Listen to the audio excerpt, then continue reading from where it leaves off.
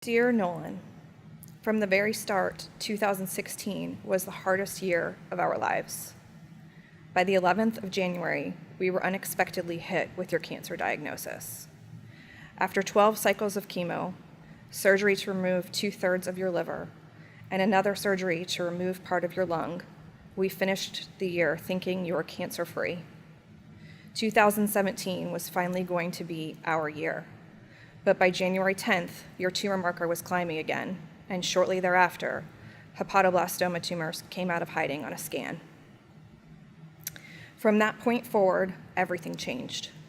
January once again set the mood for the year, but this time things were even more serious and somber than last year. The disposition of the doctors was different. There was an aura of sadness, a sense of hopelessness. Up until then, they had been confidently driving our treatment train. There was a protocol that was working, and we were just the passengers. Now we were suddenly relocated to a new track, and Dad and I were put in the driver's seat. There was no map, and the destination wasn't clear. At least not to me. No one was willing to definitively tell me Nolan is going to die. They just kept saying there wasn't anything more they could do. But surely someone else could, right? How could we just stop treating a sick 3-year-old and watch him die? Especially when you looked and acted so healthy, so happy. In the last week of your life, you were leaping off the side of the swimming pool and into your grandpa's arms. You were running up and down the stairs to the New York City subway, all the while flashing your $1 million smile and laughing your infectious giggle. You were so full of love and life. Giving up didn't make any sense. It was unfathomable, and I wouldn't accept it. There are survivors of hepatoblastoma, so why wouldn't you be the one to survive? If I was driving, we were going to blast full steam ahead. When the doctors stopped mapping out a track, I went to find one myself. I Googled, I read research reports. I faxed consents and paperwork across the country and back again. I was dominated by desperation and belief in the future. Your future.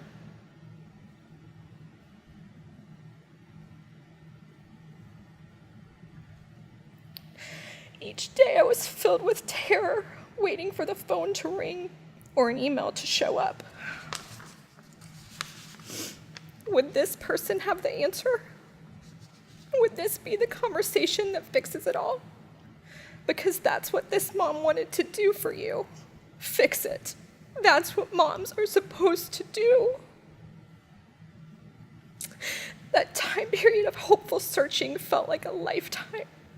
But it was only 12 days.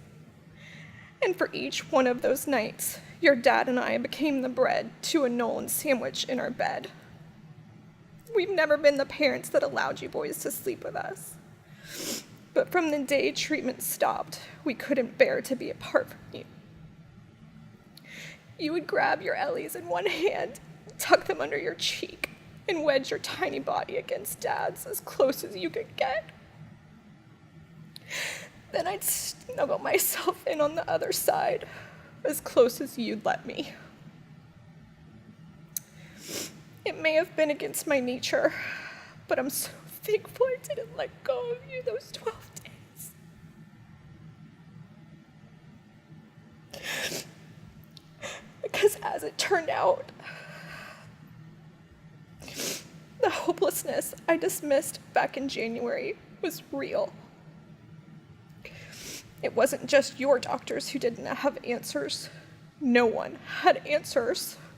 There were no options. There was nothing to give you. There was nothing to try, and there still isn't, Nolan. I couldn't fix it. Your train was only ever headed down one track, that of a life cut far too short.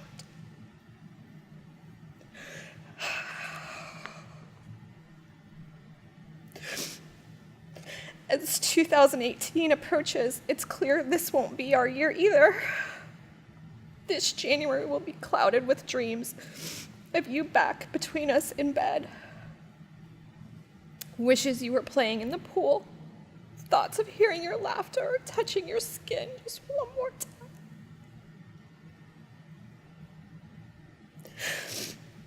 Your brothers will probably still be talking about their last memory of you playing basketball in the street and asking why they can't do it again.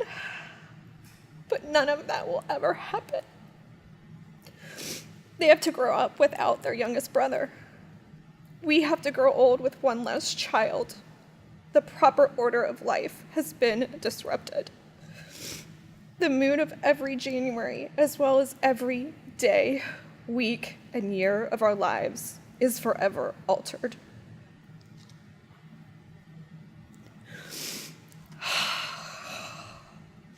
But Nolan, I'm going to promise you some things right now. If I could have said a proper goodbye, I'd have climbed into that hospital bed, forcefully pushed all the wires and tubes out of my way, and whispered this in your ear. My sweet boy, I'm going to miss you every single day until I meet you in paradise. This is not fair, and it's not right.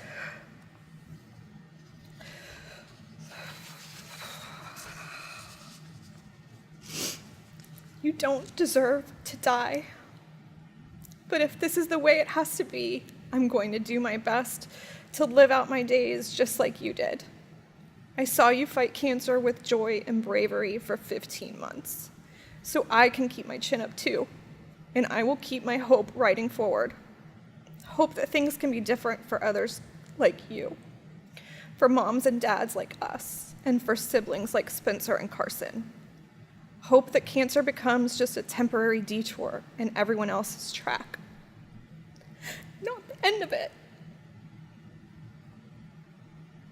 Hope that we can create possibilities and find cures. Then I tell you how much I love you, my Nolan noodle, and that I will never, ever stop fighting for your legacy to count.